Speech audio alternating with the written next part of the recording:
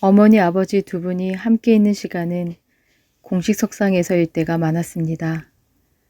아버지 뒤에서 한두 걸음 뒤처져 걸으시고 앞에 나서서 연설하는 아버지 뒤에서 말없이 아버지를 응원하는 일이 어머니에게 맡겨진 일이었습니다.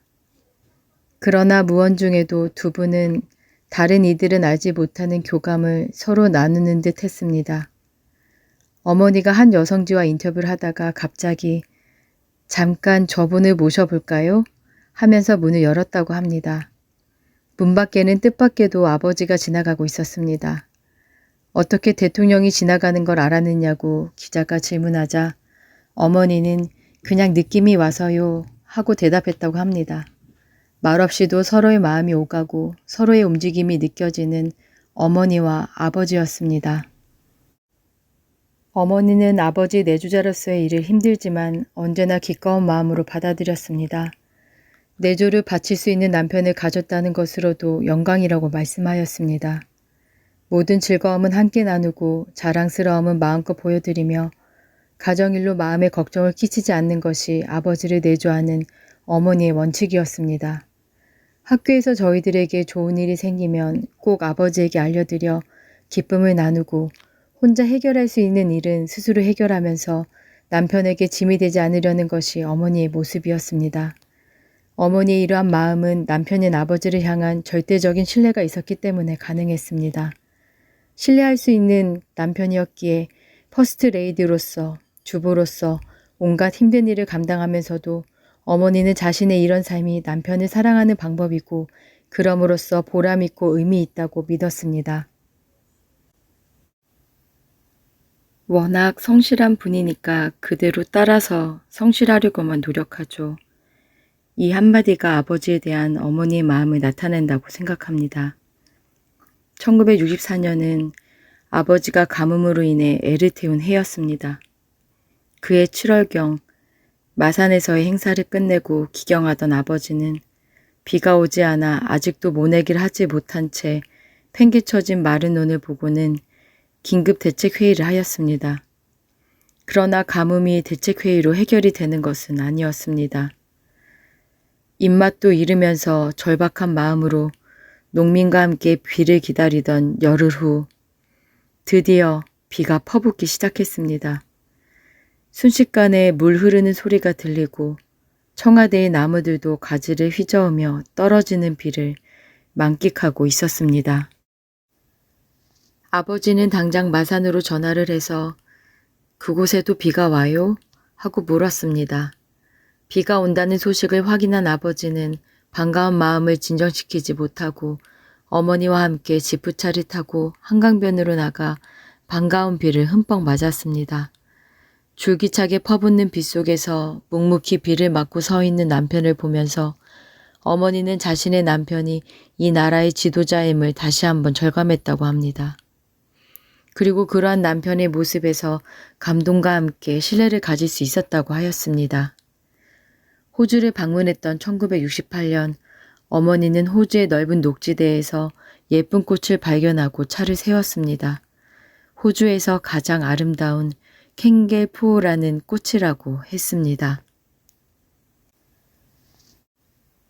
어머니가 탄성을 지르자 호주 수행원이 꽃을 한 알은 꺾어 어머니에게 선물했습니다.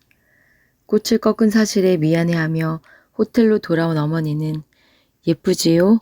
하며 아버지에게 자랑을 하였습니다. 그러자 아버지는 퉁명스럽게 뭐 우리나라 꽃보다 예쁘지도 않네 했답니다. 어머니는 웃었지만 한 송이 꽃일지라도 우리나라 것을 내세우려는 아버지의 모습에서 역시 작은 감동을 받았다고 합니다. 아버지에게 감동을 느끼며 살았던 어머니. 어머니는 그 감동을 아버지에 대한 지극한 관심과 사랑으로 보답하였습니다. 가끔 어머니는 아버지에 대해 짓궂은 질문을 받았는데 그때마다 주저없이 아버지에 대한 사랑을 표현한 어머니의 대답이 세간에 많은 이야깃거리를 낳았다고 합니다. 대통령의 매력이 무엇이었기에 결혼을 결심하셨습니까? 내가 결혼한 이유는 의지가 굳고 신념에 찬 모습에 끌린 것이었으나 오랜 세월 동안 같이 지내오면서 느낀 것은 가족끼리 모여 앉아 이야기를 나눌 때 어린아이처럼 맑게 웃는 모습이 매력이더군요. 대통령은 공처가라던데요. 애처가라고 정정해 주세요.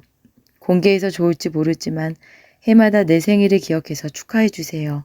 작년에도 봉사활동을 갔다 왔더니 저도 모르게 친척을 초대하셨더군요. 손을 내밀면서 생일을 축하한다고 하시잖아요. 아이들은 손뼉을 치면서 저희들이 만든 축하 그림카드를 주더군요. 아마 아버지가 시킨 것 같아요. 남편으로서의 점수는 대통령직이 15점을 앗아갔으니 85점이지요. 다시 결혼하신다면 어떤 남성을 선택하겠어요? 그분이 대통령을 그만둔 남성일 때 그분과 결혼하겠어요. 조용하지만 각별한 사랑을 나누던 두 분의 모습은 해마다 목련이 피는 4월 중순이면 청와대에서 뵐 수 있었습니다.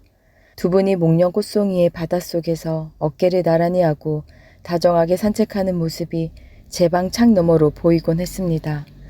목련나무 밑에 머물러 유심히 꽃을 바라보다가 저편으로 사라지는 두 분의 모습은 목련과 아주 잘 어울렸습니다.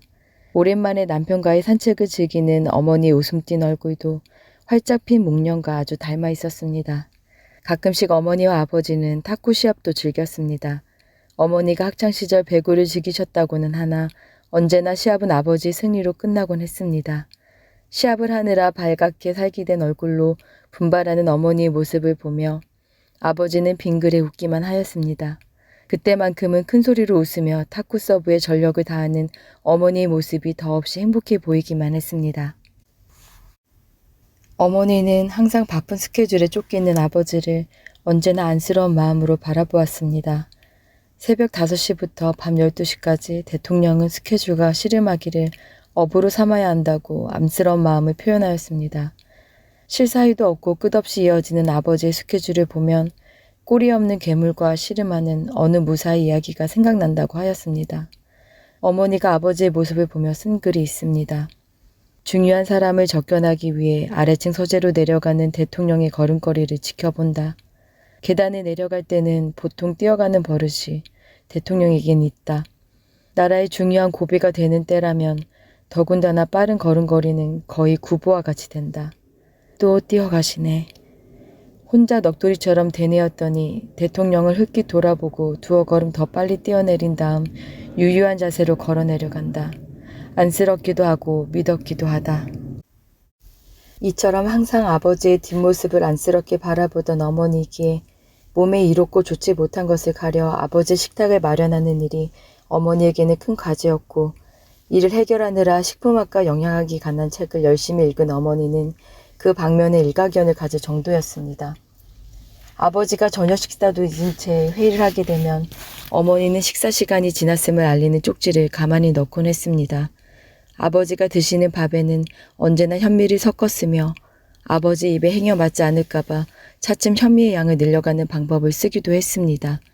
된장찌개에 나물, 도토리묵 등을 좋아하는 아버지를 위해 어머니는 산길을 걷다가도 질경이 같은 나물이 눈에 띄면 얼른 캐어서는 아버지 식탁에 올렸습니다. 경상도에서 자라 냉면을 모르던 아버지가 한번 맛을 본 냉면을 좋아하게 되자 아버지가 언제 냉면을 찾을지 모른다며 항상 냉면을 만들 준비를 하였습니다. 요즘 와서 부쩍 내 옷에 신경을 쓰시는 대통령께서 흰빛이 좋겠다고 하시니 한자리에 참석하는 사람으로서 따라야 하겠지? 큰 행사나 외국인을 접견할 때 흰옷을 좋아하는 아버지를 위해 흰옷으로 갈아입으며 어머니가 한 말씀입니다.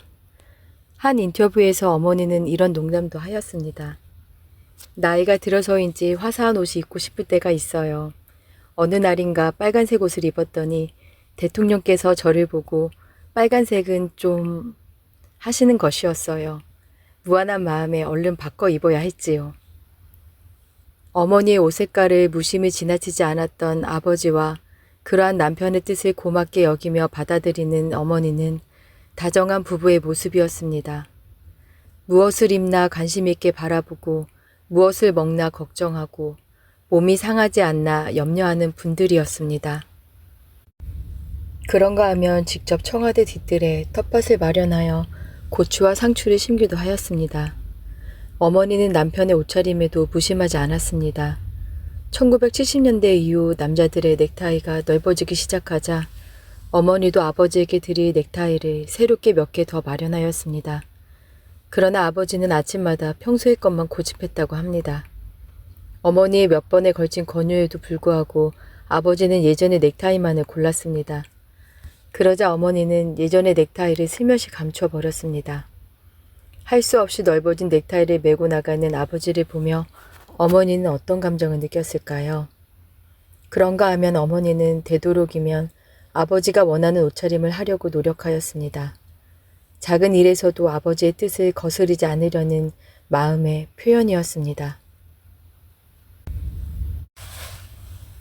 비록 가족과 함께하는 시간이 많은 남편은 아니었지만 어머니는 신뢰하는 남편을 곁에서 지켜볼 수 있고 남편의 손발이 되어 남편의 손이 미치지 못하는 구석구석을 살피는 일을 할 수 있었기에 행복을 느낄 수 있는 내조자이고 아내였습니다. 어머니와 아버지는 이제 대통령직에서 물러나면 시골로 내려가 작은 집 하나 짓고 나무와 채소를 가꾸며 평화롭게 조용히 살고 싶다고 늘 말씀하였습니다.